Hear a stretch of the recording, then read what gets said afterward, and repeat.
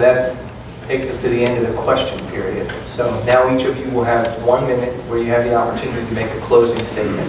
And again, as we decided early on, the order will again be the same as it was in the opening statements. We'll start with Delegate George and move down the line. I didn't aspire to this. This is sacrifice. If you think my business is doing better without me there and helping my sons that are carrying on the business, you're wrong. It is sacrifice. And my family's doing it. They're putting it all together and they're going through a lot. But they wanted to do it because they love the state like I love the state. I know we can turn the state around. Folks, it's easy to do. The number one thing we have to fight is apathy within our own party. That's where I'm hearing more. I'm hearing Democrats talking to me, wanting to hear the ideas. As Charles said, you know, they're open to it. They're listening. I did a lot of polling before I ran. I found out what the feeling was in Montgomery County and throughout. I just want to say one thing, because we've talked about ourselves enough. I want to ask for your help. Please get involved. Please get involved. Whatever candidate, please get involved. It's really important. We can win this. I have more experience. I have 40 years in the private sector, 8 successful years in the legislature. Before that, I used to go up and testify on bills, and I was successful then. I ask for your vote, and please go to voterongeorge.com and look me up and study further. Thank you. Mr. Lollar.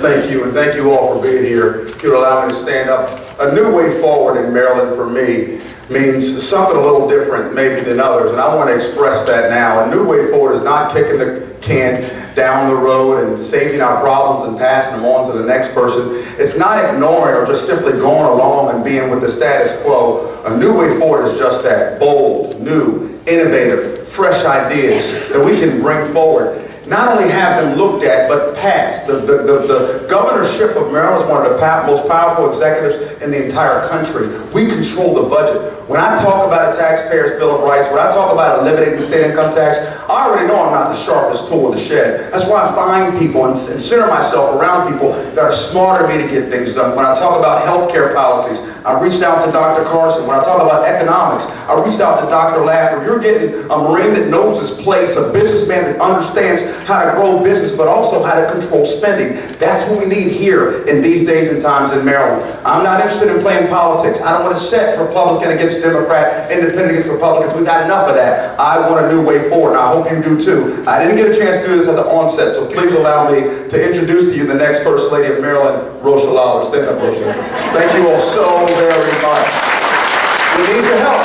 We need your help, and we can get it done. Mr. Vaeth. I just want to say that it's been an honor for me each time that I'm with these gentlemen here and we get to talk about things, because I get to feel like I'm a part of it. And that's what I wanted to do. I just wanted my voice heard. And I wanted your voice heard, because they're not talking about the things that we want them to talk about. I respect everybody here. I agree with most of them. And I hate to be in your position, because I know who I'll vote for. We got a tough decision to make, because these guys are good. You know, but as long as we get a Republican, we're going to get what we need. So any one of these gentlemen for me, thank you for having me, and it's been a pleasure. I'm honored, and thank you.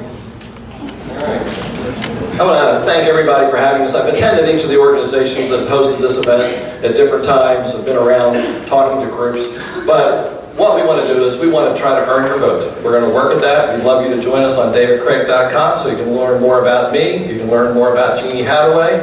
We're not asking for your money. We're just asking for you to learn about us and then make your decision early to vote, and if you want, to volunteer.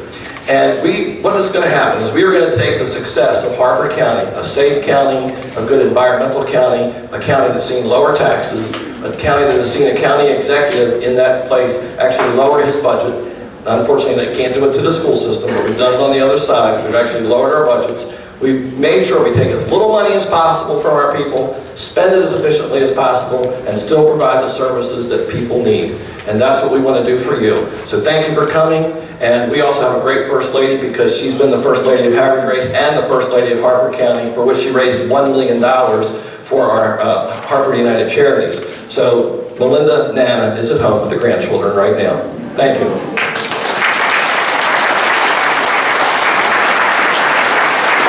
I want to thank you all for participating this evening. I also want to thank my wife, who secrets. Tonight is her birthday, and she was kind enough to let me do this.